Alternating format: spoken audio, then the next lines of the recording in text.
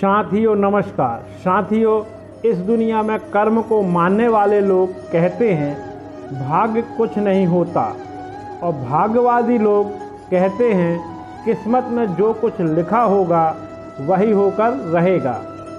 यानी इंसान कर्म और भाग्य इन दो बिंदुओं की धुरी पर घूमता रहता है, और एक दिन साथियों इस जग को अलविदा कहकर चला जाता है। साथियों, भाग्य और कर्म को अच्छे से समझने के लिए पुराणों में एक कहानी का उल्लेख मिलता है।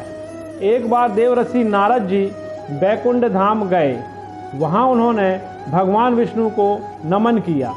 नारद जी ने श्री हरि से कहा, प्रभु, पृथ्वी पर अब आपका प्रभाव कम हो रहा है। धर्म पर चलने वालों को कोई अच्छा फल नहीं मिल रहा है। जो पाप कर रहे हैं उनका भला हो रहा है।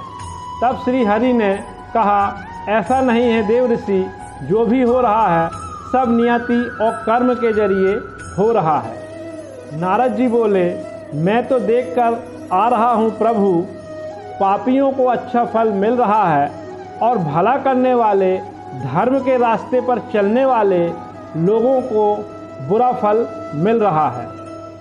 भगवान जी ने कहा, कोई ऐसी घटना बताओ। तब श्री नारद जी ने कहा, अभी मैं एक जंगल से आ रहा हूँ। वहाँ एक गाय दलदल में फंसी हुई थी। कोई उसे बचाने वाला नहीं था। तभी एक चोर उधर से गुजरा।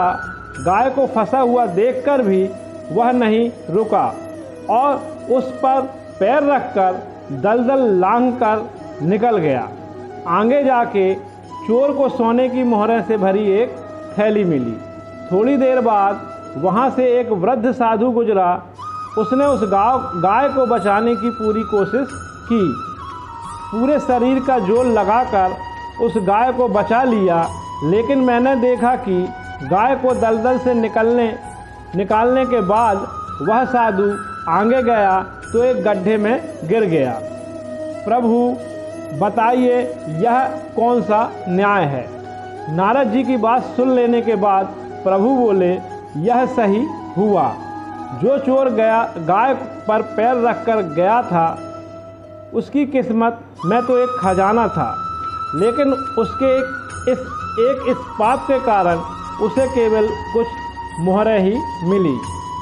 वहीं उस साधु को गड्ढे में इसलिए गिरना पड़ा क्योंकि उसके भाग में मृत्यु लिखी थी, लेकिन गाय को बचाने के कारण उसके पुण्य बढ़ गए और उसकी मृत्यु एक छोटी सी चोट में बदल गई।